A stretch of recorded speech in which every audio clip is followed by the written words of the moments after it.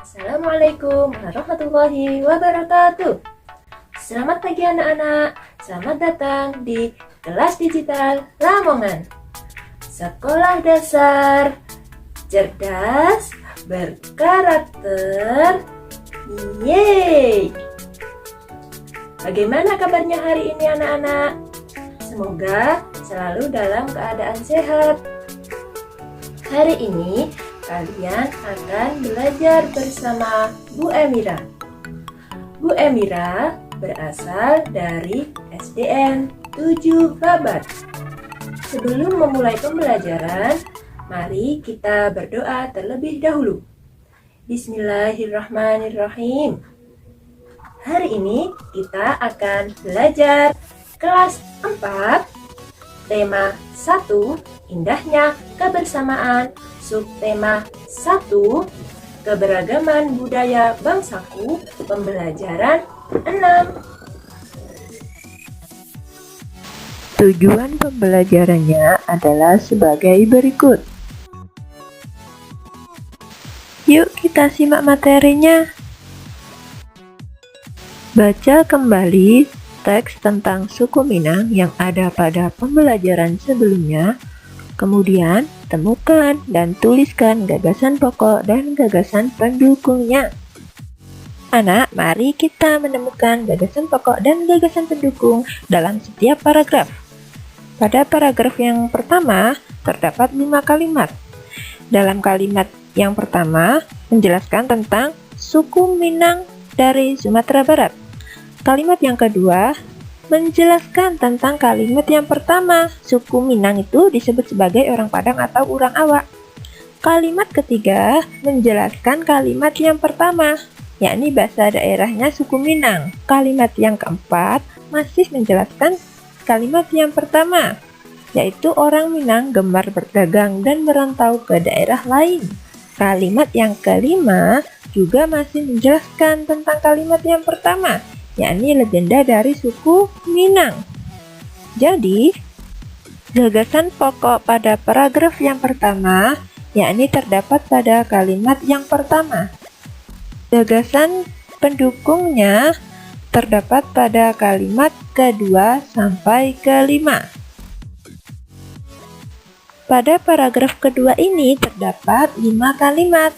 Kalimat yang pertama, suku Minang mempunyai rumah adat yang sangat khas yang disebut rumah gadang. Kalimat kedua ini juga menjelaskan kalimat pertama, karena di kalimat kedua ini dibahas tentang bahan dan bentuk dasar dari rumah gadang. Kalimat yang ketiga juga menjelaskan kalimat pertama, yakni tentang lengkung atap rumah gadang. Kalimat yang keempat juga menjelaskan kalimat yang pertama, yakni atap rumah gadang terbuat dari ijuk. Kalimat yang kelima juga menjelaskan dari kalimat yang pertama, yakni tentang bentuk atap rumah dari rumah gadang dan sebutan lain dari rumah gadang. Sehingga kita dapat mengetahui bahwa gagasan pokok terdapat pada kalimat pertama. Gagasan pendukungnya ada di kalimat kedua sampai kelima.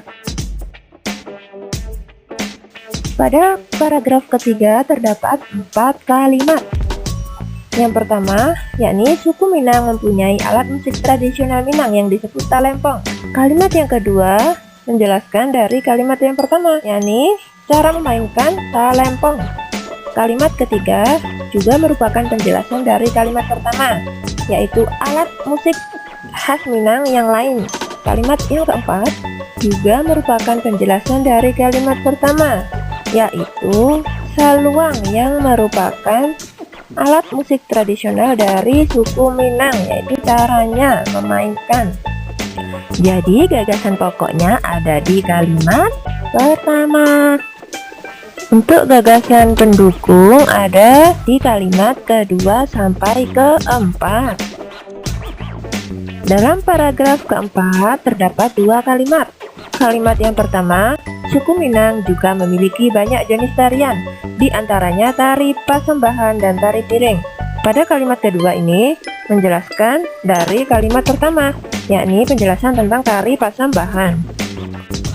Jadi, kita dapat menemukan gagasan pokok terdapat di kalimat pertama. Ya, gagasan pendukungnya ada di kalimat kedua. Dalam paragraf kelima ini ada 3 kalimat. Kalimat yang pertama, suku Minang sangat terkenal dengan berbagai makanan khasnya.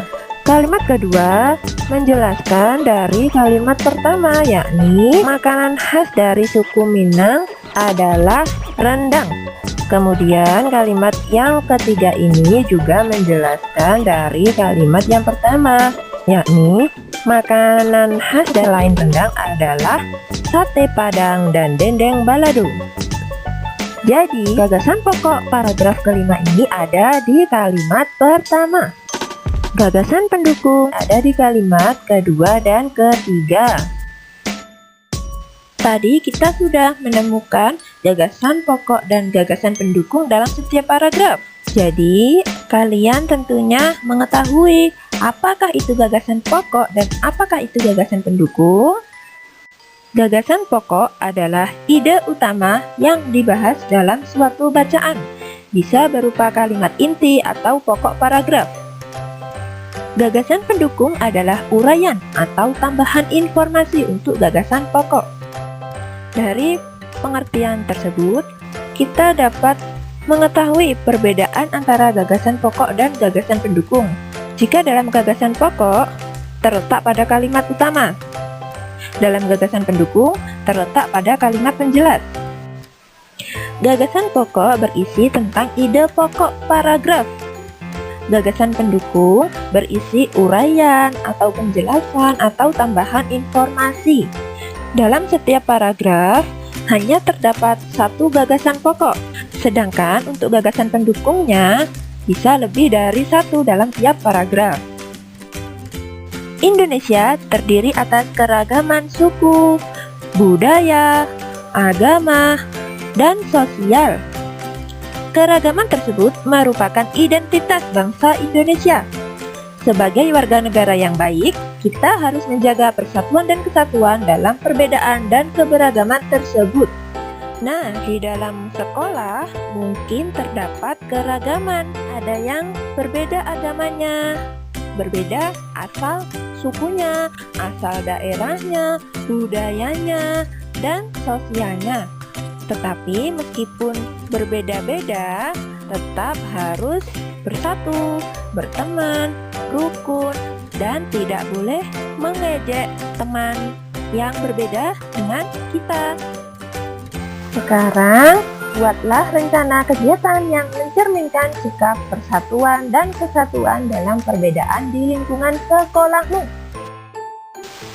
Contoh perilaku yang mencerminkan persatuan dan kesatuan di lingkungan sekolah, yakni melakukan kerja bakti membersihkan ruang kelas. Sikap yang mencerminkan persatuan dan kesatuan diantaranya yaitu gotong royong, tidak membeda-bedakan teman, dan saling menolong. Mari kita lihat contoh rencana kegiatan berikut ini yang dapat dilakukan di lingkungan sekolah, yakni rencana kegiatan membersihkan kelas. Dalam membuat rencana harus dituliskan dengan detail. Nama kegiatannya apa, kapan waktunya, berapa jumlah pesertanya, apa tujuannya, siapa penanggung jawabnya, dan bagaimana rencana kegiatannya. Semua siswa bergotong royong membersihkan ruang kelas. Sekian pembelajaran pada hari ini. Semoga bermanfaat. Jangan lupa untuk selalu mematuhi protokol kesehatan. Memakai masker,